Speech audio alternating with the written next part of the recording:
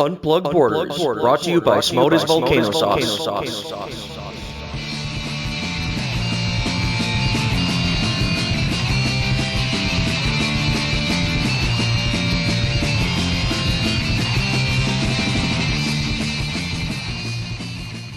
Joe Bartnick, the one, the only. How you doing, man?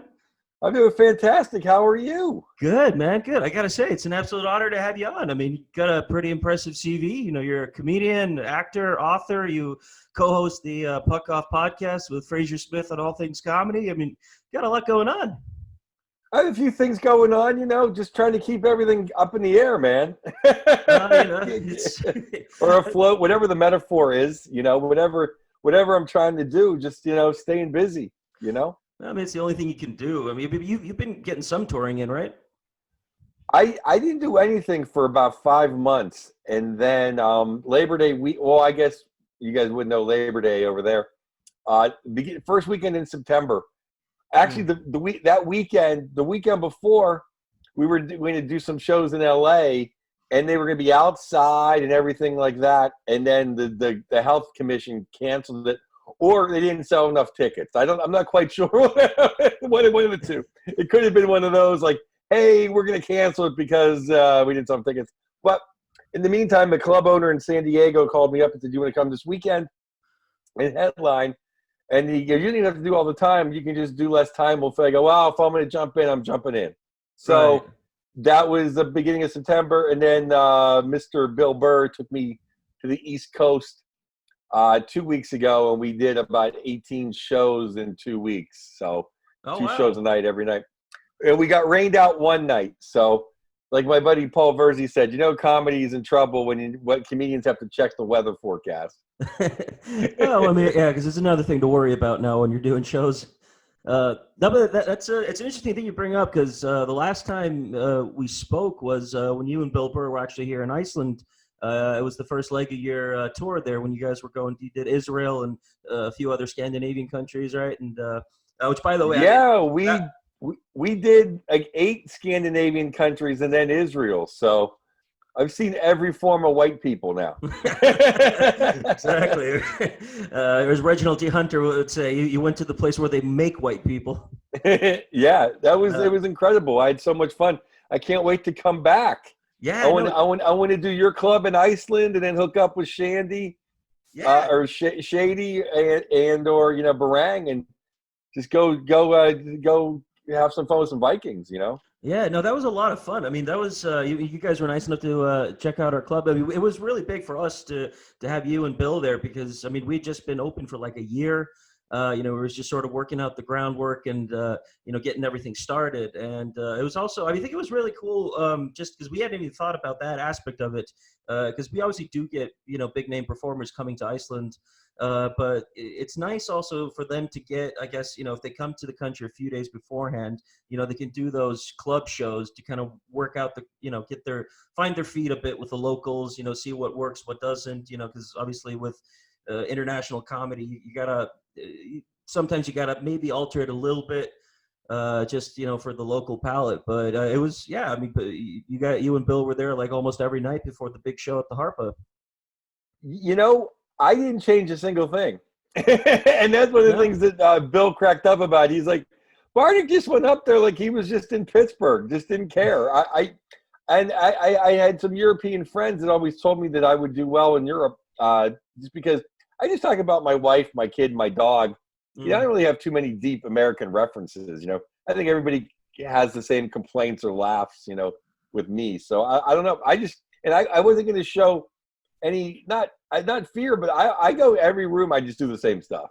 Right. If they like it, they like it. But changing it up, I didn't see how changing it up was going to help me, you know. I don't know. Yeah, that's true. I mean, it's also that Iceland is, we jokingly call ourselves the 51st state because we sort of, I mean, geographically, we are kind of located away from mainland Europe. So, but culturally also, I mean, we, you know, like my generation in the 90s, you know, before we even start learning that Oxford English in school, we're already brought up on, you know, American movies. And I mean, I was listening to Wu-Tang Clan in the 2nd grade. I mean, so that was our English teacher loved the new vocab that we always brought into class. But No, but the reason I wanted to bring Yeah, like that you up. don't even have an accent. Oh, Like I you did. sound like you sound like an American. Oh, I grew up in the States. That was so I'm extra American in that aspect. Okay, I'm like, yeah, you like really sound like you speak perfect English. Uh, That's hilarious. but yeah, but no, it was a lot of fun with last time we were there, and what I think is quite funny that the date we decided to do this right now for this podcast, because the last time we were speaking, we were all just hanging out in the green room. It was you, me, Bill Burr, a few of the other comics, and then sort of all this time passes, and then last week, Bill gets in a little bit of hot water with the Saturday Night Live monologue thing. And, it just sort of, it brings this sort of idea that, oh man, comedy is relevant again. Yeah, well, it started about as far as his whole thing went. Him and Chappelle put out specials like last spring, and everyone was like, "Oh, look, they're fighting political correctness." It was like the first shots back from comedians, Mm-hmm. So they were all prepared for that, because I think Chris Rock did week one Saturday Night Live, and people said things, that he shouldn't have said, or I don't remember exactly. But, Burr, it's like, of course he's going to rattle some feathers. So it was great. It was great. He did great. It was fantastic. Oh, he smashed it. I mean, it was, and it's also like, I'm starting to, because I started thinking about this, like the whole things, like when Gervais did the Globes and all that. It's sort of, I think it's kind of becoming a semi-tradition. It's like, what you're going to get, but they keep bringing him back because, the producers don't want to be, mean and say like, we're not going to bring you back on. But I think it's just the fans, they dig it. I mean, they like the fact that a comedian comes and will go to an uncomfortably, PC crowd and will just completely tell them, the the most crazy jokes that they can think of, or not even that crazy. And then, the people push back, but then the people who are tired of that will push back as well. And I think it's just it's a beautiful tug of war, Yeah, somewhere in the last few years, it became a thing where like people weren't allowed to get offended, which is so ridiculous. If you don't think something's funny, then you don't think it's funny. That's fine. That's cool. Like different strokes, different folks. But they want to it used to be like the right wingers tried to shut down free speech. Now it's like left wing people like, oh my God, someone might get offended. Like to me, that's comedy. I always think people say, oh, you're punching down. Like, yeah. Comedy's been punching down for 5,000 years. Like punching up is the political speech. Like you want to punch up, you're Martin Luther King. Like you punch down, you're Richard Pryor. Yeah. It's like that's comedy. Comedy That's is making fun of stuff. But as much as I liked his monologue, I thought all the sketches Bill was in were amazing. That was my favorite part. Yeah, I tour with Bill, so I see all the comedy, the stand up a lot, and that was great. But I thought some of the sketches he was in was just fantastic.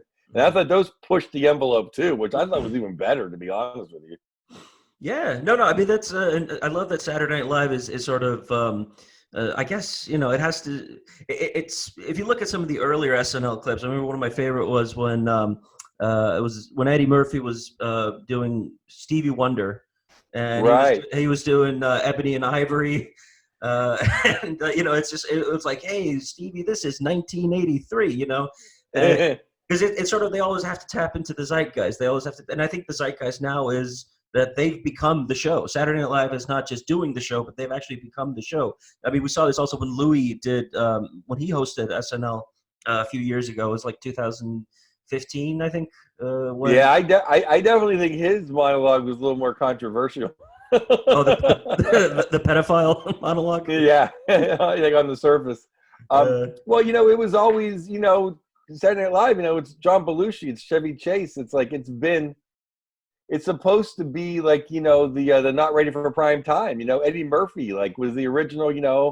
It was original, but the Mr. Robinson's Neighborhood, like it was always edgy. Now all of a sudden it's not supposed to be edgy. It's like. It was always, Dennis Miller, like it was Norm Macdonald. It's always been the edgy stuff that wins over, Yeah, no, I mean, but what I love about that is that even Mr. Rogers loved that Mr. Robinson's Neighborhood sketch. Yeah, exactly. I mean, and what people have to, and it's all comedy. It's comedy. Yeah. Did you laugh? Did you laugh? That's all that matters. Oh, It yeah. seems like a lot of people did. I know everyone's really happy with it. So. Well, yeah. I mean, Happy.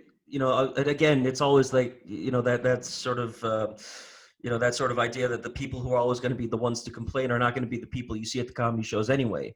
Right.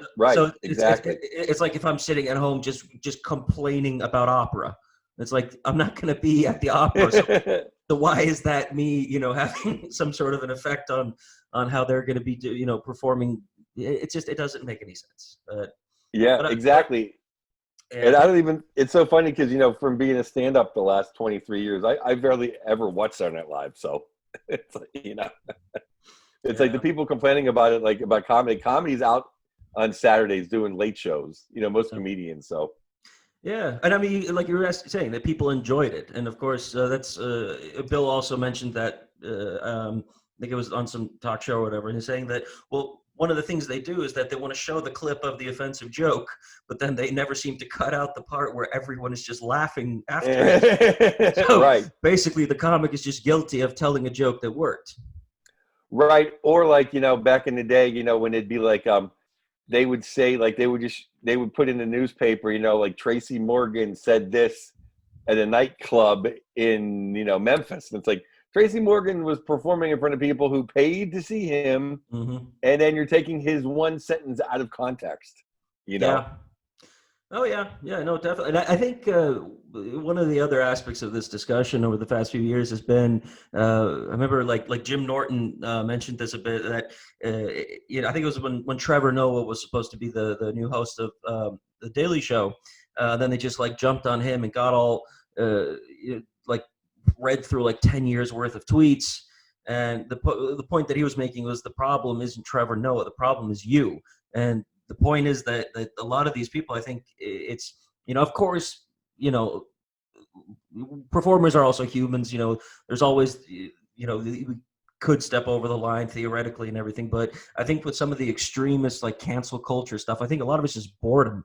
And that was something that was in the discussion even before COVID. So you can only imagine how bored people are now.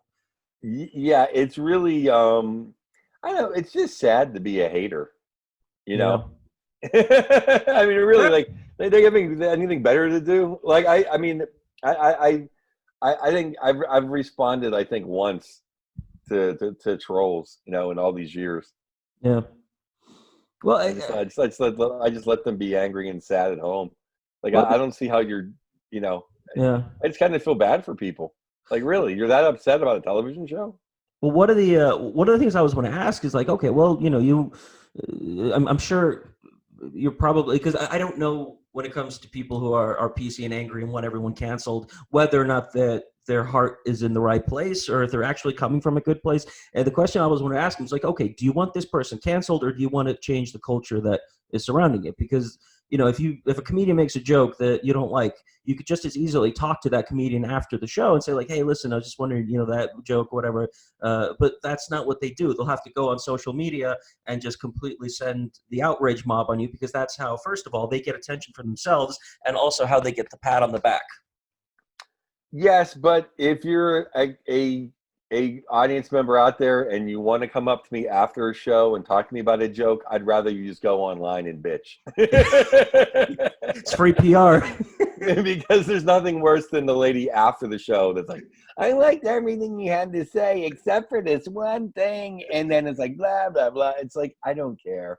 Yeah. Nobody cares. I mean, that's the funniest thing is they think people care. I mean, and that's kind of the beauty of a lot of people that there's a lot of people out there, the people pushing the envelope, and thank God for them, the Louis C.K.'s and although he took a financial hit, now he's back to making money. Yeah. And Chappelle and Burr, it's like they sell so many tickets, Joe Rogan, that they can't be canceled. Yeah. Only if you're taking network TV money can you be canceled. That's true. If you're selling out arenas, you can't be canceled. Yeah. Because promoters want that money. I mean, I guess that's also why when somebody jumps on someone, I'm thinking like I've been listening to a lot of Tim Dillon recently, Oh yeah, I love Tim Dillon. Just the ranting is just. I feel like that's one of the few things getting me through this pandemic. Is just turning on his podcast and him just within the first 5 minutes talking about Ruth Bader Ginsburg in hell, and he wishes 9/11 was right now.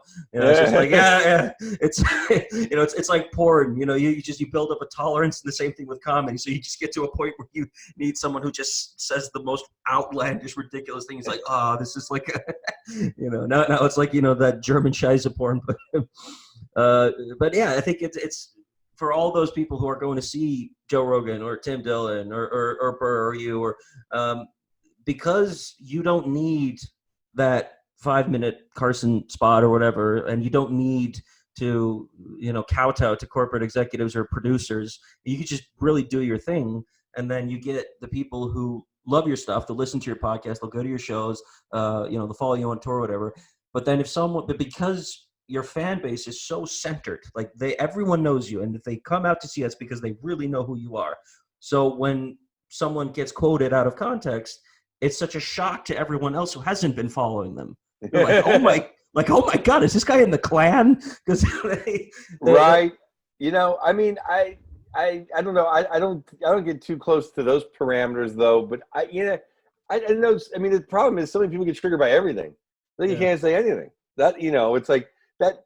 That's the slippery slope that the left wing people don't understand is like, the way you call everybody right. Like, wait till you see real racism. Yeah. You know what I mean? Like it's like you don't even know what you're talking about. Like we're just making jokes. These are supposed to be funny. Like you know what I mean? It's like I don't know. Nothing's too heavy. No, well, I mean, but Carlin said that in like 2007 that because he had been talking about the right for the longest time about how they were always on the censorship bandwagon, with like cancel Tinky Winky and all that kind of crazy shit. Right. But then it's just the pendulum started to swing, and then it gets into the point where I remember great quote by it was I can't remember which podcast it was. I think. But it was somebody who was saying that right now is like 2015. Was saying right now this is the best time to be an actual racist because everyone's a racist. Everyone's a sexist. Everyone's this and that. Everyone's a Nazi. Everyone's right. Exactly. Yeah. It's easy to hide. It's easy to hide behind everybody. Yeah. I don't know. I think it's starting to push back a little bit. The other way, but. I honestly, I never worry about it. And I don't know how it is in Europe, but over here it seems more, I have some friends that are still like, I have an open mic comics, amateur comics, and it seems to be very pervasive in that scene. But among the people like professionals that we all have to like sell tickets and people buy 2 drinks, it seems like there's none of that. Yeah. Does that make any sense to you? Yeah. It seems like the younger comics are all worried about political correctness, and then they all want their friends to be woke. And oh my God, I can't believe you said that. But everyone that's a professional comic I know, we just kind of say what we're going to say, and no one really worries about it. Yeah. No, I mean, things have changed. I mean, because you're born in Pittsburgh, right? And then you moved to San Francisco. Was it 97? I started comedy in 97. I moved about 94. Okay. So, I mean, obviously it's been a lot. Those are like the Bill Hicks days. That was everything. I mean, you watch comedy back from those days. It's very, very different. But I mean, were the parameters? I guess was there pushback then, but in a different way? I mean, was there something that people couldn't touch on? Well, that was one of the things that Bill Burr liked in me, and I got booked a lot early in San Francisco because I was different. Because in San Francisco there was a lot of very liberal thoughts, and everyone's free in emotion and everyone's lovey-dovey, and I was just as big like Pittsburgh guy coming in there just talking crap and just being me. So that's kind of like I was different. I was an East Coast guy in San Francisco doing stand-up. So there was always a little bit of PC in San Francisco, but then. And it just became ridiculous, in a way. It just became ridiculous. It was always a little PC, but then that's what's fun. Those are the fun people to mess with. Right. Well, I mean, like that's what makes it fun when there's people. And that's how you know you're doing good in comedy, is when people don't agree with you, maybe even hate you, but they laugh at you. Yeah, no, I mean, Like, I'm not there to change people's minds. I'm there to make them laugh. yeah, I mean, no mind has. I've had this conversation myself after shows with social psychology majors and people who say that because you don't understand, because you're a straight white man on a stage with a microphone, you have power. Like it's a beer hall putz. It's a great way to put it. Yeah. I'm like, yeah, I don't think this isn't a Klan rally. This is. I guarantee you, Look, because if I'm changing minds in the comedy club, I'm not doing my job as a comic. I'm not making the jokes. I'm making statements. Yeah, there's nothing worse than people clapping after your jokes. I mean, that's and there's nothing worse than an all-white crowd. To be honest with you, like I do so much better when the crowds are mixed. That's true. I totally agree with that. I've been so the last 2 years. One of my two favorite places to have performed was Ukraine. I did a show in Kiev. Actually got to check out Chernobyl while I was there, which was really fun. Oh, wow. Yeah, no, it was. Yeah, exactly. That was one of the things my friends, sort of when I posted a picture that my friend was like, dude, what are you doing in the Call of Duty map? I'm like, The other favorite place to perform was last year in Wuhan, China. We were doing a tour of China last year. We did a show in Wuhan on November 13th. In a wet market? 4 days before the first confirmed case. Whoa. I mean, but the thing is, the shows themselves were just amazing. Because you were talking about people, you hate when people clap after shows, right? What I found out is that in communist countries, in former communist countries, that is a way for them to approve of the joke. They don't laugh out loud as much, but they will like, very good, very good. Oh, you're very entertaining. Yeah, exactly. Yes, I understand these jokes. You are very clever. So that's but it's really interesting. And then when you think about it, it's like you'll do similar jokes as to back home, and whereas back home people might say, "Oh, that's offensive towards those people," and then you go do those jokes in front of those people, and they find it the funniest thing ever. Yeah, usually the people you're making fun of laugh the hardest because they want to be included. Yeah, well, it's because you're feeding into narcissism. Everybody loves when someone's talking about them, right? Yeah, exactly. Yeah, but I mean, so your San Francisco days that's been pretty fun. You with guys like Dave Attell and Chappelle and Robin Williams and. Yeah, well, those guys, all the best comics. See, I worked the door at the Punchline in San Francisco, and so that's like the big, the main, like, one of the most famous comedy clubs in the world. And so I got to see the best comics in the world coming through. And then when I got good enough, they let me open and then feature for all these guys. So that's how I met all these famous comics. That's how I met Burr. That's how I met Attell, Chappelle, Louis C.K., Mitch Hedberg, rest his soul, Greg Giraldo, rest his soul, Wanda Sykes, everybody. I met everybody opening for them, and it was just such a master degree in comedy. And then the scene was just amazing. All of us up and comers, you could live there cheap then, and all we did was hang out in the day and do jokes at night. It was the best. Wow. I mean, because you hear these stories about and especially like your generation of comics when they're coming up in New York and Boston and LA, and that seems to be just the it was like living in a Seinfeld episode. You're at the coffee house during the day making jokes and trying to solve fake problems, and then you go to the club and just have a great time. Right. Well, that's what me and Bill were impressed about. You guys have a scene there too. We have a scene. See, the thing is, the scene in Iceland started like. So what you guys sort of witnessed was the English open mic kind of crowd, because we started to quickly realize a guy named Gisli Johan, who doesn't do comedy anymore, but he was the first guy who sort of started this English language open mic scene in 2015, because he had been listening to Joe Rogan like religiously. He loved, English language comedy, as we all did. I mean, we did perform in Icelandic, but it doesn't work the same. I mean, Icelandic is a really harsh language. And English has a way better way of flowing. It has a way better way of sort of delivering. So we also noticed that a lot of the tourists were starting to show up. And during the wintertime, tourists will go to Northern Lights tours. But the thing is, it's like safari. They don't come out every night. So what happens? Your Northern Lights tour gets canceled. It's a Monday night. Monday night in Reykjavík. What are you gonna do? You know. So the Right. so we got all the hotels to say, hey, drive them down to our comedy club.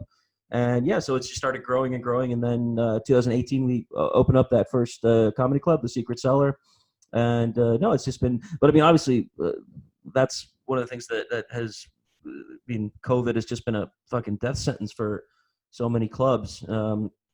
Yeah, know. I'm going to send you that picture though. I have 3 people I got to send that headshot to. You're one of them. Okay, I haven't been to the post office in 6 months. I just haven't even gone down there, but I have it. I have your address. I got the photo. I'm going to send it. Oh, we're wonderful, man. That'd be great. No, because we, like I said, everything was.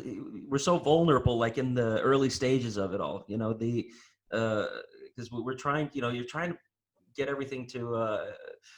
I don't know. I mean, like, because one of the earlier part of this year, we started worrying about the financial aspect of the club and where we're going to make money as comics and everything. I think right now there's a huge discussion, especially in Iceland, because we're already an isolated country. You can't just hop on in a car and go across the border and have fun in another country. We are literally getting cabin fever from geography, and then we get we get the winters. During the winter time, we have like 3 to 5 hours of sunlight. So it gets really tough, and you hear this a lot at open mic nights. The reason why comics always do comedy is because it's cheap therapy, right? Right. And I don't think we realize just how true that statement rings until the shows get taken away from us. Right. So are you guys in lockdown, or what do you guys? Oh yeah, you guys... yeah. We really? we are in hard lockdown right now. So the last show we did was on Wednesday 2 weeks ago. And that weekend. So you're like in phase 2. Like you were open for a while back. You were back open. So we're on the third wave right now. So we were open back in June, and then we were open. So we were open for the summer. We allowed tourists to come back, and then just within like 100 cases every day, which for a country of 300,000 is actually a lot. And then people were just like every day you're reading cases, and so they have you're not allowed to meet more than 20 people at a time. All the bars are shut, all the gyms, all the pools, everything. Like we are just they've been floating the idea of having just a ban of going outside, period. Like that's like the ultimate Whoa. So but yeah, so I think that's an added element to the psych torture that's been COVID. Yeah, man. But I mean the states, it depends on states, right? Like I know Texas. Yeah, that's what I mean. So some states are now letting like 50% inside comedy clubs performing. California and the big comedy states. So California, New York, nothing. Oh yeah, nothing inside. So basically, New York and LA shut down. So we're all going to the red states in the South and performing. Are you you're joining that Go West, or I guess now it's Go South campaign, right? Yeah, I'm here for another couple of years in LA because that's where my family's at. But then we'll see. But who knows what's going to happen? I don't know what's going to happen.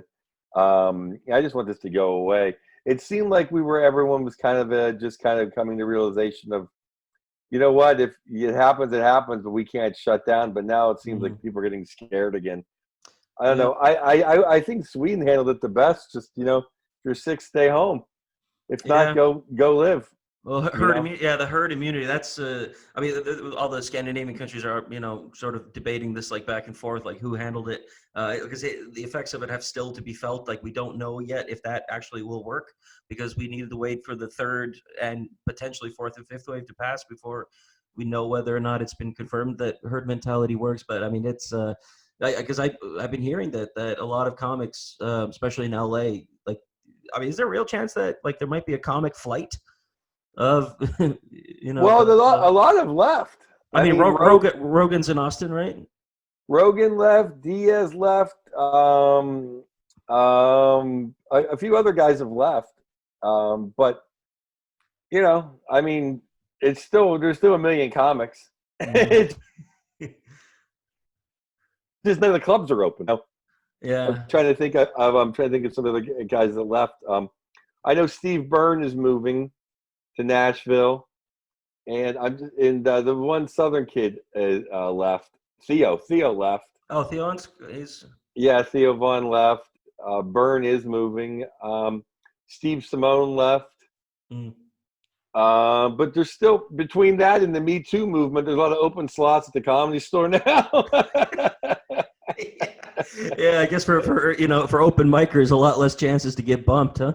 Yeah, yeah. I mean, there's a few there's a few more spots, and they're starting to, they're making like drive-in shows, and I did a show in Ventura for the Ventura Harbor Comedy Club last weekend. I did some shows outside, and then the owner said that he thinks Ventura's going to let him open like next month. So we'll see. I mean, there's slowly but surely, but at least in LA and at least like I'd say a third of the country, we can do shows all year. But everywhere they're doing shows outside in New York and New Jersey and Connecticut, like where we were at, that's going to close in like a month. Oh yeah, it's going to be too cold. I mean, no one's going to be of course, sitting out in a snowstorm watching comedy. Yeah. I don't know if anybody wants comedy that bad. They certainly don't want me that bad. They might do it outside for Burr. Yeah, it's just a Madison Square arena of people just out there. That's a little bit of pressure on your show. Then you really got to kill. Then. Oh, exactly. Yeah, it's freezing out here. You better make me laugh. Yeah, but it seems like the crowds have been pretty good though. Seem to be pretty receptive. Every show I know with Burr, they're always receptive. But the ones I've just headlined on my own, the crowds seem to need comedy a lot. So they've been really good crowds, in my opinion. Oh yeah, no, that's another thing that's been sort of, I guess the saving grace for comedy is that the crowd. I mean, it's almost like you do improv. The bar is a little bit lower because everyone knows it's being created on the spot. I guess the same can be said for COVID. It's like we know you guys haven't been practicing a lot for the last time, and we need something, man. That's great. How the bar is lower for improv for sure. Yeah, and that was one of my main things about about May and June, it just seemed like, this is, in April and May, or in April, everyone's like, oh, you're going to Atlanta, you're going to Nashville, it's like 2 weeks away, it's like a month away. And then after a couple months in, you're like, oh, well, this is not coming back till next year. So I was like all relaxed. And then I saw everyone doing these outside shows. I'm like, I don't want to be the only guy that's rusty. I don't want to be the other guy in January. Like, I haven't done a show in 8 months. Everyone else is like, well, we have. You just show up on stage like, oh, so Tiger King, huh? Yeah, exactly. Yeah, but you were doing outside shows before they were even cool. I mean, you did the roast of Tommy Lee on what was it, Battleground Earth? Oh yeah, that was that. Yeah, that was under the Golden Gate Bridge. Yeah, that's probably the most in the elements I have done a show in. To be honest with you, I've done some shows in the heat on Indian reservations.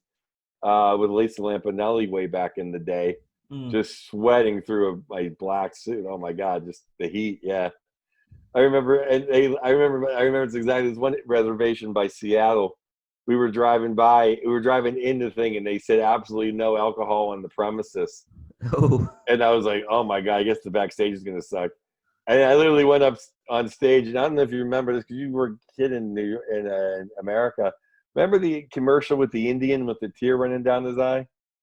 Oh, when he saw trash in the river, he was in a canoe. Wait! I think I know. What year was that? I mean, it's in the 70s. It's like an old commercial.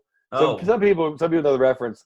So I said when I my first line in front of the 3,000 people outside, I go, when I saw there's no alcohol on this reservation, I had a tear rolling down my eye like that Indian, and they all laughed. I was like, oh, thank God! It could have went haywire. Oh yeah, that could have. Wow, no alcohol. Doug Stanhope would have loved that gig. I know. I guess it's stereotypical. The Indians can't handle their booze, so no alcohol on the premises.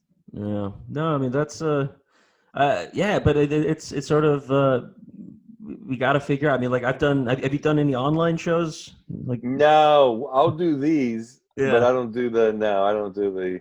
Yeah, doing my jokes into a computer. Nah, that's it's rough. I'll tell you, man. I did 2 Zoom shows back in April for a Russian crowd because I did Moscow and St. Pete in 2019, and they were like, "Yes, Helgi, please come to our show. We are doing this Zoom show online. So you can do it with us." I'm like, all right, I got to do something.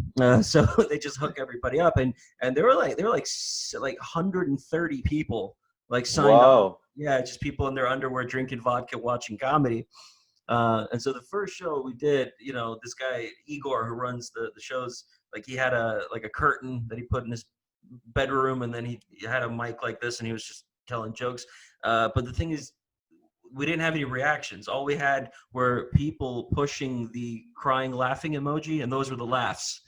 Oh, yeah. And so it feels like when you do this, your set, it just feels like you're having the worst bomb ever, because you don't even get a heckle to work with. You just, but then they solved the good, because, Russians are really good with the internet. So they solved the problem. So next time what they did was they told people to turn their mics on, so you could actually hear the laughs as you told the jokes. Actually, it worked out pretty well, but it's not the same thing.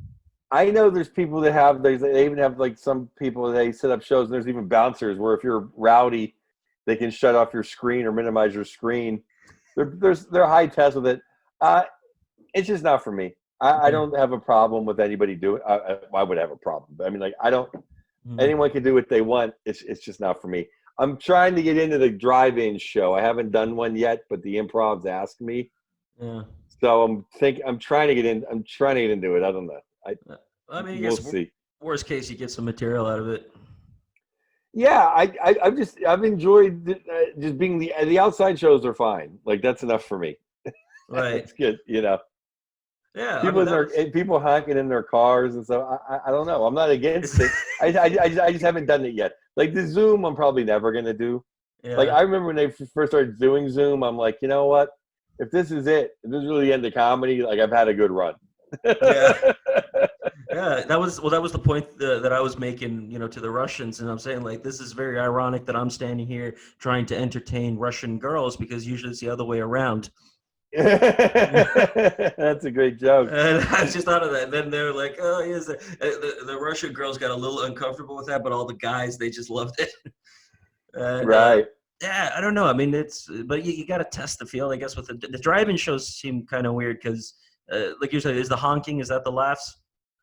That's what people are saying. So it'd be. I think it's a little. I'd be a little thrown off, but a lot of my friends have done them, and I'm probably going to do one in the next month or two. So I'm not.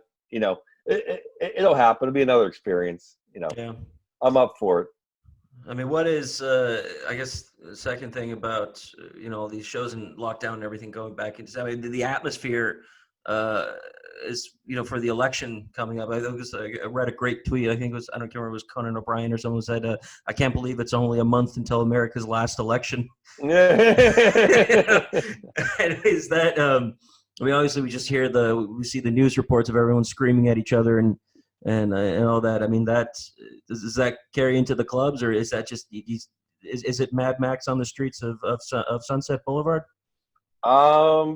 It's I live in a really nice town right outside of Pasadena, California, where I can just walk my dog without. It kind of reminds me of Reykjavík. It's just really nice. Like, everyone's friendly. I don't even wear a mask. I just walk my dog around, and I don't have to. My karate dojo is like 3 blocks away, and I know everybody. I know the whole town, so it's it's pretty mellow. But LA, it's pretty crazy down there. As far as the comedy, I never get into it because I don't do any political material whatsoever. So I don't give. No one even has a chance to say anything back to me, or say if I'm like, hey, Trump, or hey, this. No one's. I don't even talk about it. So yeah. But I think it does get tense for other people. I do, because I mean, I just remember, before the COVID, when people would bring up politics in New York and stuff on stage, and people would freak out. It's been a crazy 4 years. Like, I don't get on politics on here, but it just seems like when Clinton lost, she just didn't lose. Like, she blamed the Russians and she blamed this. Yeah. And so she kind of chummed the water for this, just, he's not my president and F you. And that was never really our country before. As much as people hated Bush 1, Bush 2, even Obama, like, no one really was like, he's not the president. Yeah. No. You know what I mean? Like, I mean, now people are like, Trump's not my president. Well, he is the president. I mean, you can like him or not, but he was just a Kenyan from who wasn't born here, and Hawaii is not a state, and Right, but that was very much like the fringe, you know. I mean, like that wasn't. Yeah, like that's true. The half fringe, the people. the fringe became mainstream. I guess that's the sort of crazy thing. Well, that's the problem with this country is half the people are fucked in the head. Excuse my language. It's because the 25 on the right and the 25 on the way left. That's the problem. 50% of the people in this country just want to get along. Yeah. You know? That's true. I mean, and you guys know that because you travel. And I mean, a lot of this, it's also things. A lot of this fighting is online. I say because I grew up, in 90s in LA. I lived in Burbank, and then we moved to Pacific Palisades. Oh my God! I was just down at Redondo Beach. Pacific Palisades is nice. Oh my God! Nice, how the hell did you end up in Iceland from Pacific Palisades? my mom was dating an LA lawyer, so that was nice. Went to Pacific Palisades charter school, and man, that was I don't know, but that was a nice time. I ended up in Santa Monica. Actually, that was my favorite. I think that's like the only place on earth of all the places I've lived where Iceland, China, Scotland, Santa Monica was like my home, I would say. Okay, yeah. That was I lived on the corner of it was the corner of Wilshire in Arizona, a few blocks away from 3rd Street Promenade, and it was just right. It was just a really nice time. I mean, people talk about the 90s being sort of rough with gang violence stuff. I mean, obviously we didn't feel it in Santa Monica, but it was just it was a really, really sort of cool place to be. And you keep hearing, like I'm hearing, Tim Dillon and Joe Rogan. I mean, I heard because they mentioned the homelessness crisis there. I mean, it was bad when I lived there in the 90s. Yeah, it's pretty out of control, the homeless. I mean, I have a good 5 minutes on it now, though, so it's all that really matters. No, it's pretty bad. It's pretty bad. Like, it's not really in our neighborhood because, like I said, I live in Sierra Madre, so it's like northeast Pasadena in the mountains. So they kind of can't get up here. They can't walk that far. But LA is just it's a lot of it's a lot of distraught people. But New York is 100% worse from COVID. So New York's really bad. It's like the 90s again. Oh, in New York. Yeah, a lot of crime and just because there's no one working there. So there's no one there in the day. There's no businesses. Everyone's working from home or unemployed. Yeah, or punching the Ghostbusters. I mean, So when businesses are boarded up, and then there's just violence, and the police they've taken away their power. So the criminals are just running wild. It's like turning into a narco state. Yeah, it was turning into like Escape from New York, like post-apocalyptic. Yeah, wow. It's weird. It's weird because I mean, of all the places, I've been in like 4 places a ton. In Pittsburgh, New York, and San Francisco feel like home. Mm-hmm. And even though I've been in LA like 12 years now, it never feels like home. It always feels like I'm just like on vacation or I'm just here for a while. Yeah. It never feels like I'm home. So LA was sort of designed that way, that it's sort of this place where you just come from nowhere and you work as a waitress or whatever, and then you get spotted and you're going to make it as a movie star, but then you're just doing porn in the valley or whatever it is. I mean, it was a place where, I think the best TV show that tackles the way LA is Bojack Horseman. Just this, I don't know if you've seen it with Will Arnett. He plays this sort of. Is it a cartoon? I haven't seen it. Yeah, it's an animated show. It's really good. I mean, it's he did this show called Horsing Around back in the 90s, and it was like it was kind of like a Cosby-esque show, but he lived on that, and then he hasn't done anything for 20 years, but he's still living on that old fame. Oh, that's funny. And then his agent is always trying to get him new work and stuff, and he's just getting drunk and doing cocaine and having parties, and it sort of feeds into that sort of superficial thing that everyone loves about LA. Yeah, no, yeah. I mean, well, it's just it's the land of broken dreams. It's like it's like all the pretty hot chicks that I meet around the country, like, oh, I moved to LA, like, stay here and be a dental assistant. You're gonna have a much better life. Yeah, no. Yeah, like you're not you're not Jennifer Aniston hot. Like you will be a waitress at Barney's Beanery, and then you will be, whatever. You will not have a good life. You have such a much better life here in Des Moines. Well, like also the thing we were talking about earlier about how you don't need the networks anymore. You also don't need the cities, with podcasts and, the internet and stuff. You don't really need to go to a specific location to get noticed or, even become famous, because if people find your stuff, I mean, yeah, it could help because the infrastructure is already there, but it's not a necessity. No, I mean, and it's you almost have an advantage being out elsewhere. You don't have the overhead of living in LA or New York. And the thing is now is, yeah, you'll have to be in the room to sign a document. But with COVID now, your first 3 or 4 meetings are on Zoom anyway. How do they know where you live? That's true. You're pitching a show or a movie. And also, I mean, if you are, and also like the most of the country doesn't live in the cities. I mean, they don't live in LA or New York. They've already seen millions of movies and TV shows about LA and New York.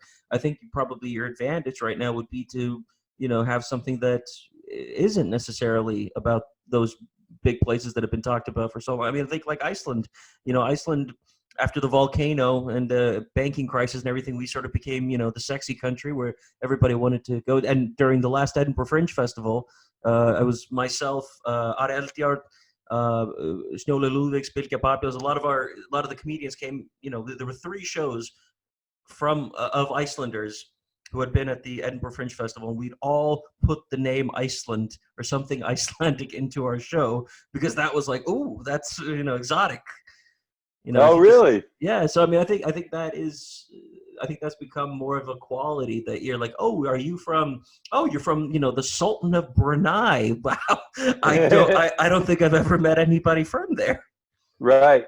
Well, I got to say, like on the whole European tour, like Iceland is definitely the one. Like, oh, we're going to Iceland. It definitely sounds badass.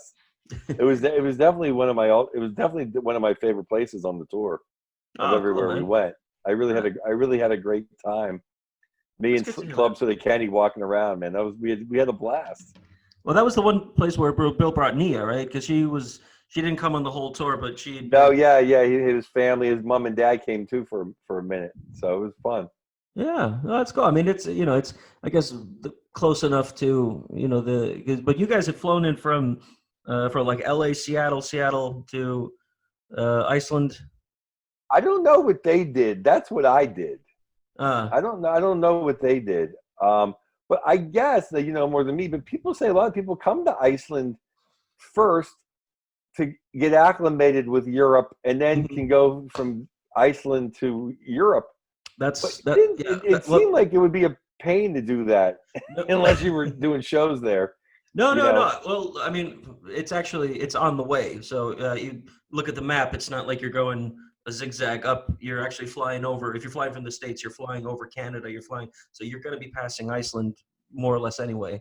And Icelandair started this whole thing, a few years ago. Is they offered people to do a stopover. You can do a 3-day stopover, and they won't charge you anything extra. It was just a way to so we were literally a flyover state. Right. But then you should build your airport closer. It's as close to the U.S. and Canada as we can get. It was so funny because I remember they were like an hour before the flight ended. They're like, and you're gonna want to take this shuttle or whatever. I mean, Club Soda was picking me up, or whatever. Like I had transportation, but they're like, yeah, you can't. Whatever. I forget now. It's been a year, but it was like like you can't get a cab. It's too far to take a bus. Like you must do it this way, or you'll be stuck at the airport. Right? Oh, you had to take the shuttle. Yeah, the 45-minute shuttle that goes from Keflavik Airport to the city. Well, but the thing is, Iceland didn't build that airport. That airport was built by the U.S. Navy. So so Iceland was after the Cold War or after World War II. Iceland was occupied. Iceland became more or less the biggest aircraft carrier for the U.S. military. So that was a way for the Allied forces to monitor the Soviet activity and everything. And in exchange, they built the airport and the radar defense and everything. So that was like up until 1986, I think it was still an active. It was a commercial airport, but it was still an active. I think it was like Air Force or naval base. So you'd like people going, like drunk idiots going to Spain, and then next to like U.S. soldiers holding guns. Well, that's weird because like usually whenever there's like a big Air Force, like in America, like tons of kids have like they're their dads are American soldiers and their moms are Filipino. Mhm. There's not too many like dads are American soldiers and their moms are Iceland. There was, yeah. Oh, there was. Back in the like 50s and 60s, a lot of Icelandic women were we called it ástandið, or the situation, where Icelandic women were leaving their husbands for American soldiers, because those guys worked out and showered. That was an appealing thing for them. And a free trip to America, I guess, right? Well, yeah, but a lot of the times they didn't realize this. A lot of the times, those dudes were already married and had families back in the States. And Sure. sometimes they'd leave them, pregnant, and then they'd go back and finish their tour or whatever. And sometimes they didn't know who the father was. So there's a name in Iceland called Hermann, which translates into soldier. And that comes from the fact that we call our last names something son. So like my name is Helgi. My last name is Gunnlaug's son because my dad's name is Gunnlaugur. So we have this Icelandic kid. We don't know his father's name is. So we'd call him, let's call him Hermann's son, soldier's son. So that name actually became a thing in Iceland. So people are called like Hermann in Iceland more or less because of that, because of horny GIs. And horny moms. Yeah. Who don't know who the soldier was. Got to get your freak out in the Cold War somehow. Exactly. There's only 3 hours of daylight. You don't know what you're doing in the dark. That's true. But no, but I'm glad you guys enjoyed it. I mean, that was it was pretty interesting. If you guys, because I heard on the podcast when you guys landed in Israel, like there had been like a mortar attack or something like close by the airport. Yeah, we didn't no idea. I mean, I think I can't speak for Bill, but I don't watch the news at all. I don't think we certainly weren't in Europe. I was drinking $300 bottles of scotch and whiskeys and smoking Cuban cigars. I wasn't paying attention. Of course. But I guess they almost canceled the show. Like the war was like 100 miles away. Right. There was like war, whatever war they were doing. But yeah. Yeah. No. It was funny because when we were landing, I saw someone on someone's laptop, like 2 seats in front of me. It was like we're watching CNN International or something, and they were showing like Israel and the jet fighters. I'm like, yeah, we're not in Amsterdam anymore. yeah, that's and you go around the world, so Europe is awesome, but it's kind of like it's like America on like a little different version of America, like Stockholm and Oslo and Reykjavík, and it always it's like America but different. Yeah, like. We landed in Israel, and it's like, this ain't like America.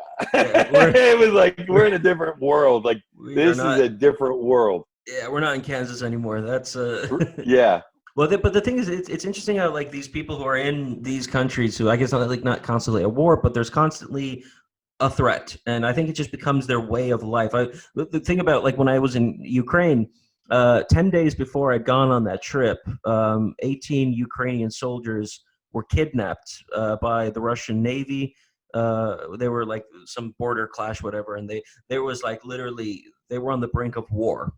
And I was freaking out, and I contacted the guy who booked me, and I said like, "Hey, Andre, listen, man, I don't want to be that guy, but am I walking into a war zone here?" Yeah.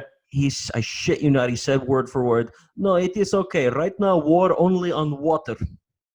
And it's just like that mindset. It's like, no, it is okay because they're only bombing their, and I think it just becomes second nature for them. I guess like, I guess. Well, I don't know what the news is like in Iceland, but in America, you hear Israel and you hear like, oh my God, there's just fighting in the streets and the Arabs are throwing rocks at the Jews.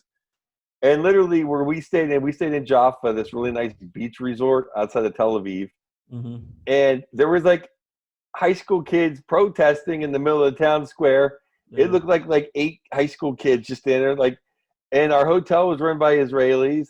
Mm-hmm. And Arabs ran the corner store next to us. And there was more tension in a Target parking lot in America than there was in everyone was having a great time at the beach. Like it was like no big deal, it was like I don't know what it was like just happier people than in America actually. You'll see more bombing on Black Friday than any one of those. Exactly. Yeah, but that's I guess that's an important thing though. You do need to travel. You do need to Because you know these comics are just like they stay in their one town their whole life, and all they have is. But when we were in, good thing we were talking about when I first started out in Beijing. I first started doing comedy in China, and very quickly you sort of get into the groove because we were all new, and you get into the groove of doing China only material, but it's not the material you'd expect if you were doing Chinese jokes in like San Francisco or LA or whatever. They're very specific to life in Beijing. And we do those jokes again and again. Then we'd have a showcase and we do those jokes. It'd be like, oh, I met this Chinese guy and this funny word he said, which translates to this. And everybody gets it, all the expats and everything. But then we're about to leave. And one, remember this guy, Gus, a comedian called Gus, he was going to New York because he wanted to make it, in comedy in New York. And he just sort of realized like, oh, wait, they're not going to understand what I'm going to be talking about. They're not going to get, and that's an important, like, even though we traveled in China, we'd done Shanghai, Beijing, all these places, but it was so niche to China. And so I guess that's, the important part of going around just doing those, finding those travel stories and, having fun while you're at it. Well, I mean, I think that's why, like, when I came to Europe, I do jokes about, like we said at the beginning, like I just talk about stuff that's universal. Mm-hmm. Makes it easier. Yeah. I mean, it definitely worked in Iceland. Definitely worked in Reykjavík. I mean, the Harpo was great. I mean, it was, the story Bill was talking about when he went to the zoo with his daughter. I mean, that was just something, that was an outside perspective. We'd never realized to ourselves how shit that zoo is. We grow up going there and we're like, oh, we're gonna go see. Because Bill was like, oh, you're gonna go see the lions and the tigers, and and he shows up there and it's it's 2 horses and a pigsty. You guys say a cockroach at your zoo? Yes, yeah, because that's and there was a small garden snake that we found. That's the only snake in the country. Here's one thing that I'll talk about on stage. I don't want to. I mean, when I come back to Iceland, but the one thing that shocked me and Clubs with Kenny, he talks about all the time when he sees me. He must have stuck with him because I brought it up. I'm like, why are there no dogs in this country? Like, no one walks their dogs in Iceland, or no one has dogs. And I'm like, yeah, but we have kind of weird. We've had a very weird relationship with us. So dog ownership in Reykjavík was banned until 1986. Why? Because dogs had always been seen as farm animals. So Icelanders they'd always used dogs on their farm, and for some reason they just it was stupid. So in 1986 there were 3 things. Iceland is a European country, but it's a bit of a nanny state. So there were 3 things that were banned in the 80s: beer, dogs, and there was no television on Thursdays. This was in the 80s. Yeah, so no television. Those are like my 2 favorite things. And then Seinfeld's on Thursday nights. Those are like my 3 favorite things. Yeah, that's it was psychological torture. No, but the point being was that, okay, on Thursdays, television is bad for the household. Thursdays you have to dedicate one night. That's family night. So it was government mandated family night on Thursdays. And then dog ownership, forget about it. They're dirty. They're going to shit everywhere. Kids might be allergic to them. They belong in the farms. And no beer because, well, they thought that if Icelanders drank beer, then because it doesn't get you as drunk, people will be drinking on the job and during the day. So if you're going to get drunk, you better drink the hard stuff because that's the only way you can do it properly. Oh, that's great though. But so they did have whiskey. They didn't have beer. Yeah. It's like it's like making marijuana illegal, but saying go for the heroin. Yeah.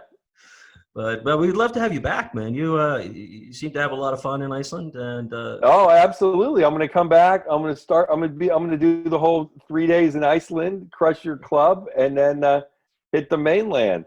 I can't wait. Once you guys, I don't want to hit wave number 7 over there though. So when the coast is clear. Yeah. Yeah, no, I mean, hopefully it'll hopefully be sooner rather than later. I mean, there's been talks of a vaccine coming before Christmas. Some British companies doing some trials and stuff. And I mean, all we can do is hope. But I think that I was having this conversation with I had Kaishap Shwarup, this Indian comedian, on last, and I was saying that because of how shit 2020 has been. It's sort of like 1968. It's the summer of riots and hate and everything. But then, because of how shit that was, we got the summer of love. It could be that that because of how bad 2020 has been, 2021 could be the new summer of love and comedy and arts and just everybody going to bars and loving and licking each other's faces because we're so happy. Yeah, I think people. I think people are. I think we're pretty resilient. People seem to be. I'm almost afraid now people are resilient so much that now it's people we're accepting it. Yeah. I don't want to accept this. I want to move back to regular life. Go back to I don't want to ever hear the new normal. The new normal is like, I don't want to hear. I want to hear, hey, we're getting back to regular life. I agree with that. And regular life will definitely be waiting here when you show up, Joe. And don't outlaw beer and dogs before I show up. I love whiskey, but I got to have a beer back. We'll make sure none of the stupid legislation comes back with all the craziness. I'll run for mayor of Reykjavík. I'll bring back beer and television. We've already had one mayor of Reykjavík who was a comedian, so I think we'll be more than happy to have another. Oh, that's great. It's Joe, so much fun talking to you. Yeah, so much talking to you. I hope it was okay. We got all political, not political, but that's social. No. It's sort of a we pan around everything. I like to get your take on what's going on over there. But listen, man, let's stay in touch. I think we should hopefully hope for the best that maybe next year we could have you over. Or I've been thinking about going back to the States as well. I have a little sister who's graduating high school in Minnesota next year, and I'm hoping to make the most of my time in the States and maybe do some clubs if I can. Yeah, well, come on out to California. You can sleep in my office. Oh, thanks, man. I really appreciate that. I haven't been to LA since '97 or something, so it'd be a lot of fun. It's not exactly Pacific Palisades, but it's nice. Looking forward to it, Joe. All right, man. Hey, get my best to Bill and all the comics and everyone over there, and we'll be in touch soon. All right. Yeah, sweet. And let me know. I'll blast it out. Whatever. Awesome. On the social media and stuff when you put it out. Oh, awesome, man. Thank you so much. Thank you. You're awesome, man. Thank you. Thank you. Have a good night. You too, buddy. Thanks. Have a good one. Bye-bye.